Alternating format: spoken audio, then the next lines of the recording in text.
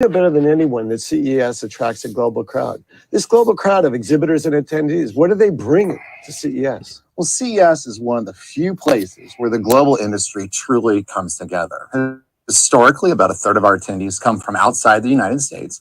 And with about 40,000 attendees, we believe from outside the US, we believe that we are the largest international business event here in the United States.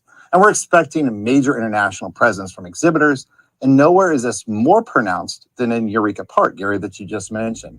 And we will see about 20 plus country pavilions in this area, showcasing all sorts of different types of unique technology, like 3D printers for medication and skin grafts, hearing aid eyeglasses, and even a portable inflatable farm. Wow. Yeah, and of course, it's hard to believe, right? That's Very cool, so yeah. cool. Of course, CES is more than just products on the show floor. So Gary, tell us more about some of the conversations and announcements that will happen during CES. Well, thanks, John. I mean, it's not only what's on the floor, we have an incredible array of conference sessions and speakers. The keynote speakers, my gosh, CEOs are making big announcements in areas like AI, healthcare, beauty, finance, retail, and more. Well, if all of us want to get more beautiful, Absolutely, of course. absolutely. But I thought we were doing pretty good without this. But I'm also thrilled to announce 2 new additions to our keynote lineup. Intel CEO Patrick Gelsinger will discuss the critical role that chips and software play in making AI more accessible to the modern world. And for our C-Space keynote, Snap Inc. co-founder and CEO Evan Spiegel and MediaLink CEO Michael Kasson will share their journeys in the tech, media, and marketing industries. And of course, the conversations at CES extend way beyond our keynotes. We'll have almost 1,000 speakers across more than 250 conference sessions, including Great Minds sessions. These are big sessions with really big, important people. Check them out in the Venetian. And the C-Space main stage, where we'll feature CMOs, chief marketing officers from across industry. And then there's a CTA Research Summit. This is open to journalists, almost exclusively and analysts. And this is a session where you focus on data and tech trends that will define the future of technology. And of course, government's part of what we do. The Innovation Policy Summit. We'll have policymakers from Washington and other capitals around the world.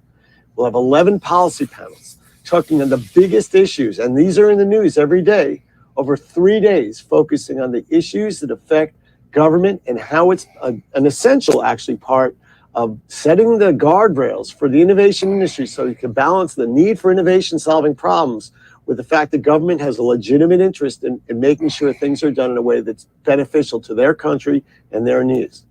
Of course, we've all been to lots of shows among us at this point.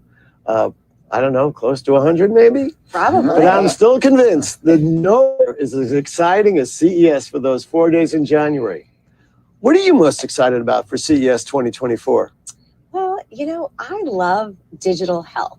Each year, it is so fun to check out all of the amazing innovations. There will be a spotlight on women's health at CES. I'm very excited about that. And our keynoter, Gail Boudreau of Elevance Health. I can't wait to hear her speak. What about you, John? So for me, as I indicated earlier, I do have a background in international. And so for me, coming to CES every year is an opportunity to meet with friends from around the world. We meet once a year. I've been doing this for 15 plus years, and it's very exciting to just see their faces for the first time at CES and catch us. I love that. I'm going to punt this back to Gary. What are you most excited to see at CES this year? Well, you know, what's changed in the last year is generative AI has taken the world by storm, and every company's thinking about how to use it. And I know many, many, many companies are going to be talking about introducing and showing products which take advantage of that. And the reason this is important, especially in the context of that UN theme, is it's solving the fundamental big problems that humans share, whether it's food, clean air, clean water, transportation, so many different things. So AI will be at the show, big time, conferences and products. And I can't wait because we have issues. We have shortages of doctors and nurses and technicians. And generative AI is going to be a big, big shift forward for humanity, and we're going to see it first at CES. Absolutely. Right. And now, you know, you are experts. What's the best travel tip? So for me, and I know like a lot of people who come to CES, it is very big. We're spread across multiple venues, but we do try to make it easy to get around. So we have a very robust transportation system. We offer shuttles to and from the venues to make it as quick and easy as possible to transport between the venues and also the hotels. So we have a very robust transportation system. I encourage you to utilize that. In addition to that, at the convention center, there's the boring tunnel to transport between the halls. And also if you're staying on at one of the hotels, on the monorail, utilize that. There's a stop right at the convention center, so you can quickly get to the convention center. What about you, Kenzie? Such good advice. And, when you're not using the transportation system, you're going to be walking around a lot. So you have to bring comfortable shoes. And if you're a little competitive with your own health and fitness, make sure you wear your wearable, your fitness tracker, so you get counted for all those steps that you will take at CES. What about you, Gary? Oh, this is an easy one. For me, it's all about the CES app. Of course.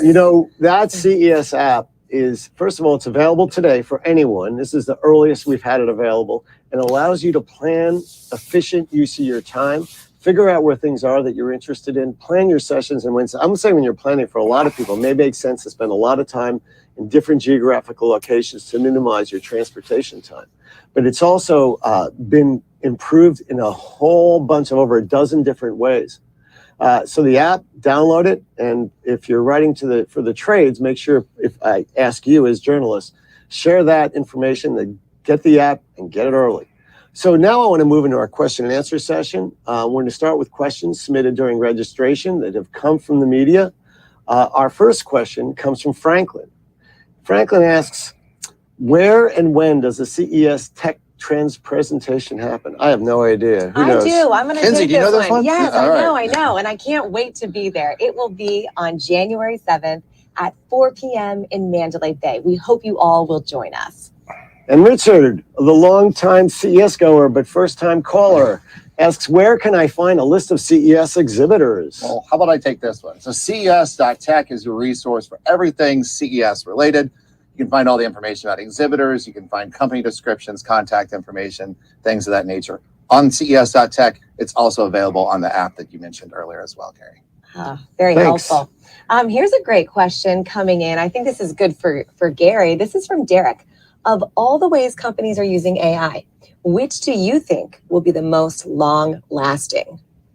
Well, long-lasting is a really interesting phrase because 1,000 years from now, when we're writing the history of CES and innovation and technology, I think what we'll be seeing at this CES and future CESs in the next few years is how these biggest world problems are being solved by AI. And it'll not only be in healthcare, but it'll be in the enterprise, the corporate world itself. It'll make workers more efficient. It'll be something used for R&D, for drug discovery, so we could be healthier, safer. It'll cut down on emergency room visits. And it'll also be integrated into many, many, many different products, which will work for us in better ways. Oh, I see there's a question from Christine.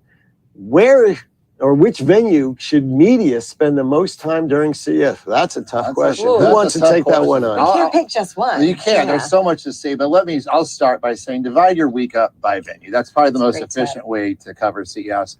And for me, walking into the Las Vegas Convention Center, Central Hall, I'm just always wowed and overwhelmed by the size and scale of many of the large exhibitors that are in Central Hall. So to me, that's always just like that aha moment, like we're here at CES. What about you, Kenzie? Do you agree, Kenzie? I do. Central Hall's great. But you know what? In addition, I'm going to say the Venetian Expo, because over there, you know what we have in the Venetian? Eureka Park, as well as our Innovation Awards Showcase and many other awesome categories at CES. So please make sure you get over there at some point during your time at CES. What do you think, Gary? I think you're both right, but I want to add, it depends who you are and what you're covering and what you're interested in. Obviously, spend the most time on if you have a focus for readership or viewership that makes sense. But of course, you got to get to the innovations. You got to go to Eureka Park. You got to see the big exhibits and the small. But you have to leave time for yourself, time to just explore. Time to have the joy of serendipity and of discovery that makes a difference. Come up with new areas, meet new people, get outside your comfort zone. I promise you, my guarantee is that you will be motivated, You'll be inspired, and you'll find new story ideas. And if you're not, I'll give you a money-back guarantee for the extra shoe leather you use. James asks a question. What a great offer. Yeah. Great advice, Gary. So James is asking, 2024 is an election year. Can we expect to see representatives from both parties at CES? You want to take this, Gary? Absolutely. You're going to see a lot. And I assume the question is going to government representatives, not citizens, which we have a lot of from both parties. But it'll be from around the globe of politicians of different types. The great thing, though, about technology policies, for the most part, it's not a partisan issue. It's a focus on innovation. And we divide the world into two types. Not a Republican and Democrat, or not of those that are against us and those that are for us, but those who've been to CES and those that have not. And those who've been to CES see the world totally different. They see the promise of innovation, and they recognize that moving forward is a partnership in terms of getting the guardrails necessary so the companies know they can introduce a legal product, and also, though, inspiring and allowing innovation, not just from the biggest companies, and not even from smaller companies, but also for people and startups with an idea. That's the theory we have behind Eureka Park. Policymakers appreciate CES, and they leave the experience changed. I just had dinner last night with a woman who runs the DC government for jobs in Washington, DC, and also her counterpart in Maryland. The DC rep is coming because she wants to see the jobs of the future and the technology would get there, the skills that are needed, and that's important. The Maryland rep wanted to come, but there's a governor's meeting that he has to go to. So I do want to wrap it up. I want to thank everyone for joining, but don't leave yet because we have some opportunity for questions and answers that are coming in. Any more questions and answers? Okay, I've been told that we've used up our time and we're going to move into a session with veteran CES reporters Rob Pagaro and Andrea Smith, two longtime CES veterans with a lot of experience, and they'll talk about how they can guide you as journalists to navigate the show. You'll also have an opportunity to chat with Rob, Andrea, and others, and I hope you'll join us in Las Vegas, so don't forget to register. Thank you very much. See you in Vegas. Have a happy and healthy and safe holiday season.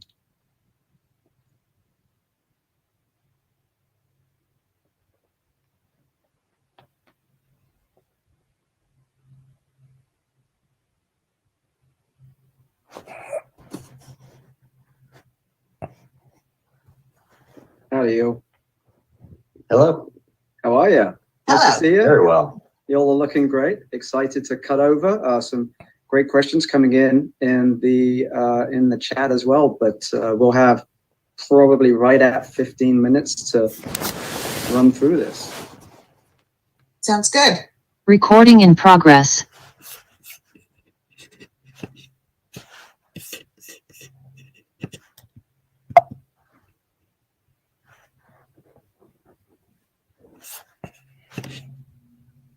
Hello again, and thank you for joining us. I am Patrick Pannett, Director of Industry Communications with the Consumer Technology Association, and of course, CES. Thank you all for joining us today. And of course, Gary, Kinsey, and John, for such an informative session before. Obviously, we have two well-respected veteran reporters with us who know the halls of CES very well. I'd love to introduce Andrea and Rob just to say a couple of quick words, and then let's jump straight into the questions. Andrea, you first. Well, he's such a gentleman, Rob. I'm Andrea Smith. As Gary actually said, I am a veteran CES attendee. This is going to be my 15th CES.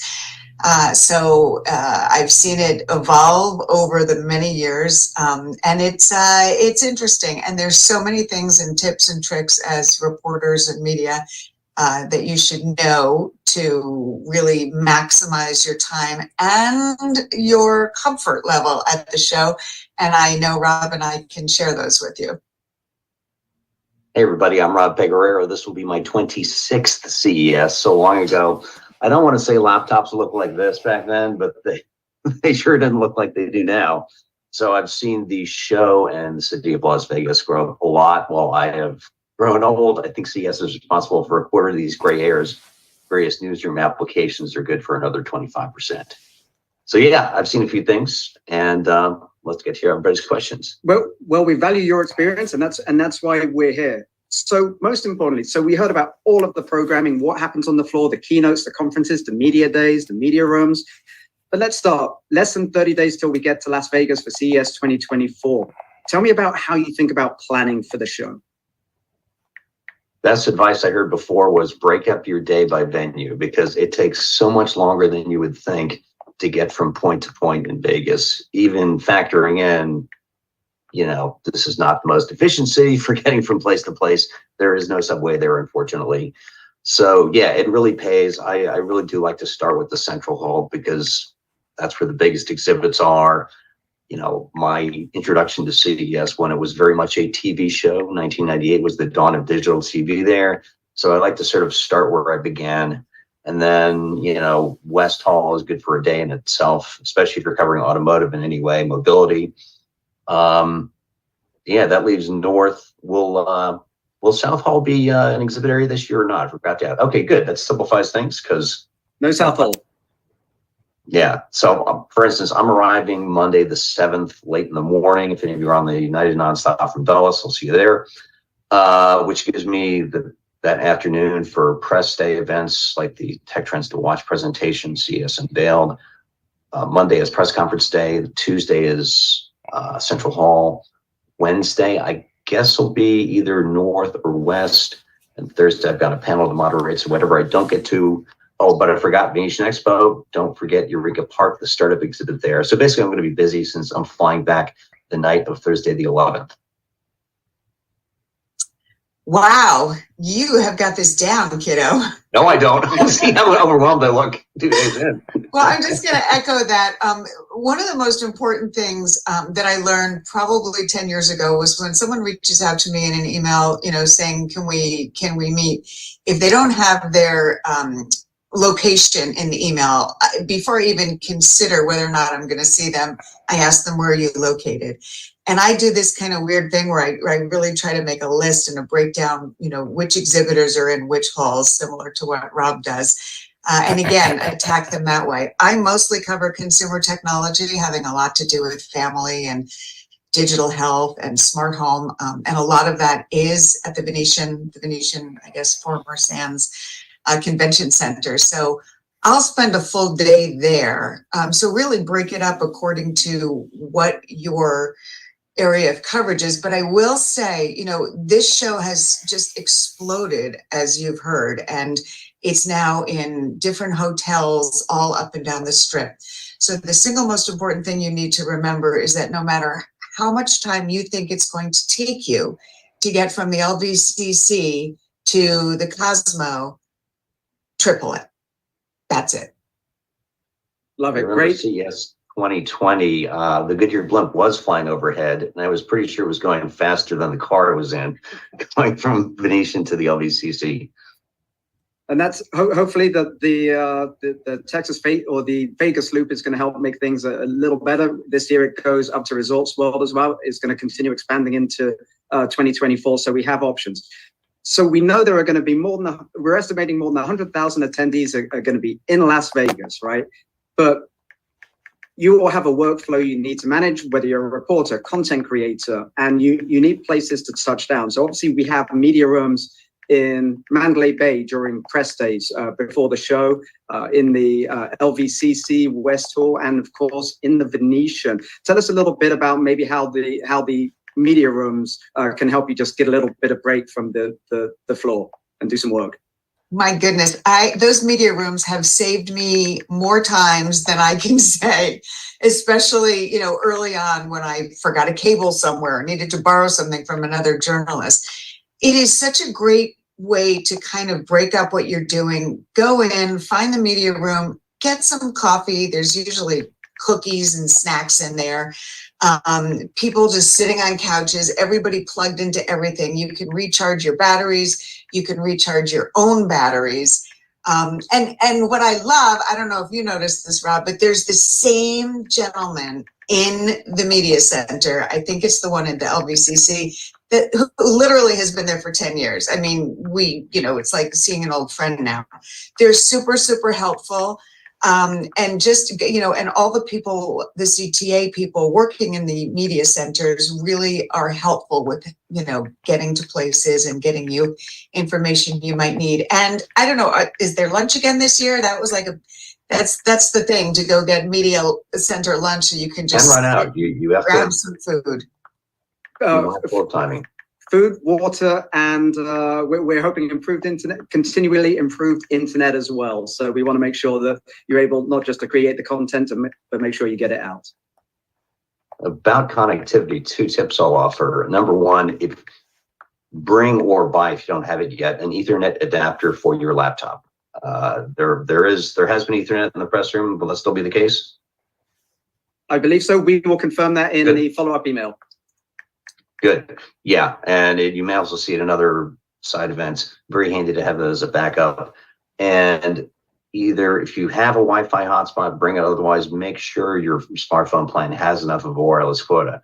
There have been more than a few times where I have wound up filing copy from a bench in some casino between events because it was a place to sit down and there was a power outlet there.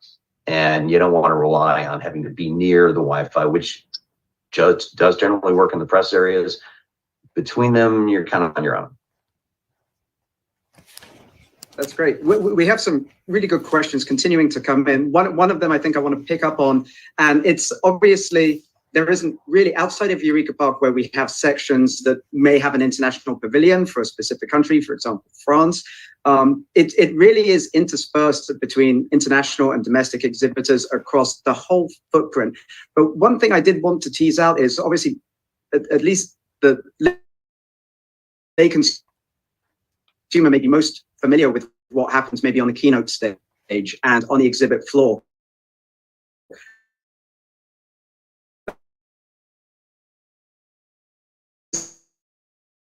A whole other set of and elsewhere. Can you talk a little bit about maybe identifying companies you might want to talk to who maybe are listed in the exhibitor guide or in the app or on the floor map, and they have a suite and kind of how you manage engagement with those exhibitors?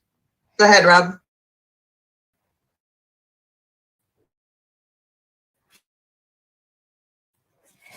So first of all, planning ahead of time, because you don't flipping through the CES app on your phone.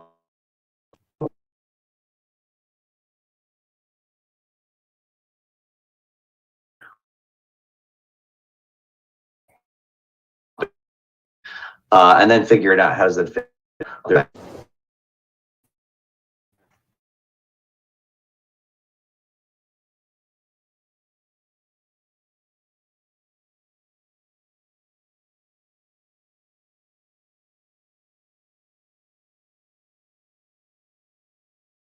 In the hotel rooms upstairs. It's a very, very popular thing. There are lines just to get onto the elevator. So again, you know, if you're planning something like this, plan accordingly so that everyone you want to see is in the same location, and plan on waiting online to get in the elevator and to get where you need to go. Also, remind everybody that if you're planning on attending one of the keynotes, look for the signage for the media line. That there are generally pretty long lines. Obviously, we have, thanks to Gary, now we know about Intel and Snap and MediaLink CEOs doing the C-Space keynote as well. So now we have the full complement. So that will be updated on the website. But anticipate having a sort of a experience and a section, writers in the back, seating in the front. So just know that there's a place for you at all of the keynotes. I did want to just jump in on the policy side, or sorry, the conference side and the policy side as well. Obviously, we expect regulators, lawmakers, policymakers from the US and internationally. Obviously, planning is the key, and the media badge does give you access to all of the conference tracks. Are there certain things or certain issues or verticals across the many conferences and tracks that we have this year that are catching your eye? I'm always a big proponent of the smart home. For me, since I cover products, I really, you know, the health stuff, the smart home panels are always wonderful. And there's always interesting speakers at them talking about things that, you know, even if it's not a product, it's just a trend in technology that I haven't heard of. But honestly, I mean, between AI and policy and Hollywood and entertainment. There are so many of those conference tracks, so many amazing panels that you can attend. And it's really worth it if you can try to find some time to get over there and sit in on a few. And it's a great place to sit and, have a cup of coffee. Amazing. We're closing in on our last couple of minutes. There are so many great questions. We will try and answer many of them in the event follow-up. I will call out 2 resources. Number 1, media@cta.tech. Email us with questions. We'll be as responsive as we can to address many of these issues. We'll also maybe try and do FAQs or answer other questions through the media page on ces.tech. That's a really valuable resource with releases both from CES, but also there's an exhibitor PR portal where you can subscribe to get information and press kits. So 2 minutes left. Andrea, Rob, what did I miss? What are some of the other pro tips or hacks for CES 2024 that people should know about? One piece of advice I'll give is tape your business card to your laptop charger. If you, like me, leave it in a press room, that will make things so much easier to recover later on. Rob, you froze for a sec. Say it again. Tape your business card to your laptop charger. If you, as I did a few years ago, happen to be an idiot and leave it in a press room, it's going to make it so much easier to get that thing back. That's good. Okay, my tips are obviously bring as many battery chargers as you can, portable batteries, and chapstick and moisturizer. It is really dry in Las Vegas, and I just it's all day long. You're constantly putting on chapstick and using hand moisturizer because you're using a lot of hand sanitizer. So those are make sure those are in your backpack. Bring a backpack, not something big, and also make sure you've always got a water bottle of some sort so that you can fill up somewhere along the way. Great advice. Once again, I'm going to point people to download the app, recognizing that it can be challenging to get around, but anticipate certainly the keynotes being streamed through the app, and also the ability post-show, we're anticipating having a huge amount of video content to share. So maybe if you have dueling conflicts, anticipate ways to get to that. Similarly for badge pickup, one of the things that we work really hard on is making sure you have a good badge pickup experience. A last word of advice on maybe how to get your badge. Oh my gosh, the airport, when you guys started letting you pick up badges at the airport, it was the most amazing. Game changer. I mean, you get off the plane, and while you're waiting for your luggage, you go and you get your badge. It literally, if you've got the QR code, it takes seconds to get it now. That's, I think, the most important piece of the advice of the day, because you cannot do anything without your badge. Rob, Andrea, thank you so much for joining us today. I cannot wait to see you and everybody else in Las Vegas. Reach out with questions, but thank you for joining us today. All the best. Have a good show. Thanks, y'all.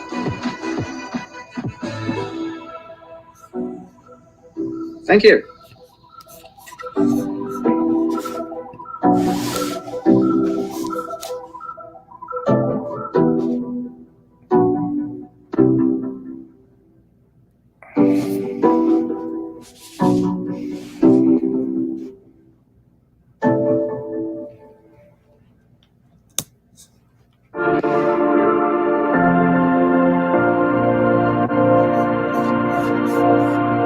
Record.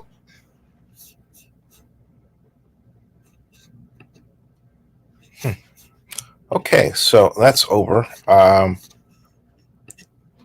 switching over. Hey, everybody, how you doing?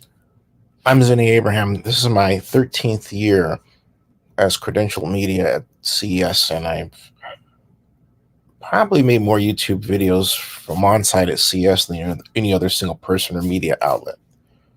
So my tip is simply that if you're media and you don't have to have your backpack all the time, don't take it.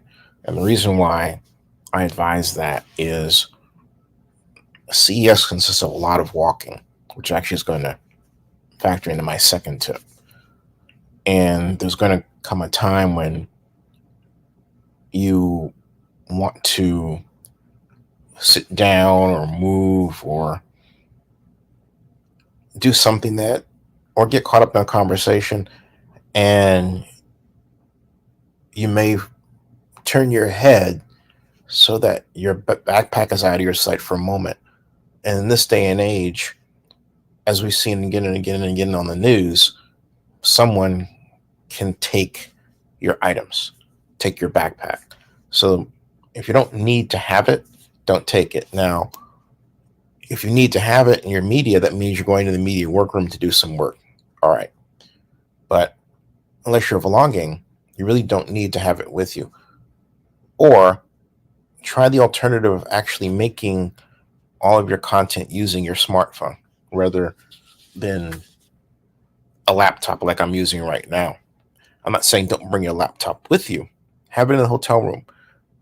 But try to maneuver around without it and just practice going hands-free as much as possible, or even, if you will, shoulder-free.